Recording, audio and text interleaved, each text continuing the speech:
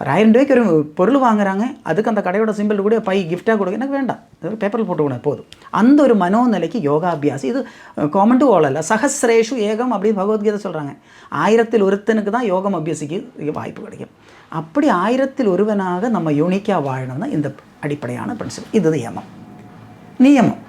இவ்வளோ சிஸ்டம் அனுசரித்தாச்சு. அடுத்தபடியாக யோகத்துக்கு போகிறதுக்கு முன்னாடி என்ன வேணும்? எது செய்யணும்?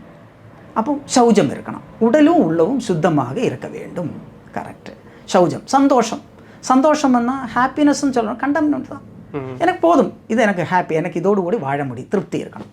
அஹிம்சா, சத்தியமஸ்தேயம், அபரிக்கிரகம், பிரம்மச்சரியம் முடிச்சு சௌஜம், சந்தோஷம். அடுத்ததான் பியூட்டி. இப்போ சந்தோஷம் எப்படி கிடைக்கும்? அதுக்கு தவம் இருக்கணும், தபஸ். சந்தோஷம் வேணும், தவம் இருக்கணும். அப்போ எதில் லட்சியம் இருக்கணும், அந்த லட்சியத்துக்காக தவம் இருக்கணும், தவத்திலிருந்து சந்தோஷம் வரும். சௌஜம், சந்தோஷம், தபஸ். அப்போ தபஸ் எப்படி பண்ணலாம்? சுவாத்தியாயம் இருக்கணும், நல்ல விஷயங்கள் படிக்கணும். நல்ல விஷயங்கள் நல்ல நூல்கள் படிக்கணும், டிஸ்கஸ் பண்ணணும்.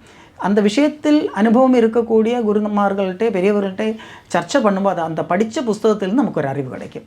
சௌஜம், சந்தோஷம், தபஸ், சுவாத்தியாயம், ஈஸ்வர பிரணிதானம். இது யோக சாஸ்திரத்தில் மிகப்பெரிய ஒரு அண்டர்லைன் பண்ண வேண்டிய ஒரு விஷயம் வந்து ஈஸ்வர பிரணிதானம். இறைவனை அடைவதற்குண்டான மார்க்கங்கள், அது எது வேணும்னாலும் எடுக்கலாம், கட்டாயமாக இருக்க வேண்டும். அது ஹோமமாக இருக்கலாம், மந்திரமாக இருக்கலாம், மனனமாக இருக்கலாம், எதாக இருந்தாலும் இறைவனை அடைவதற்குண்டான ஏதாவது ஒரு மார்க்கத்தில் இந்த அபியாசி பயணம் பண்ண வேண்டும்.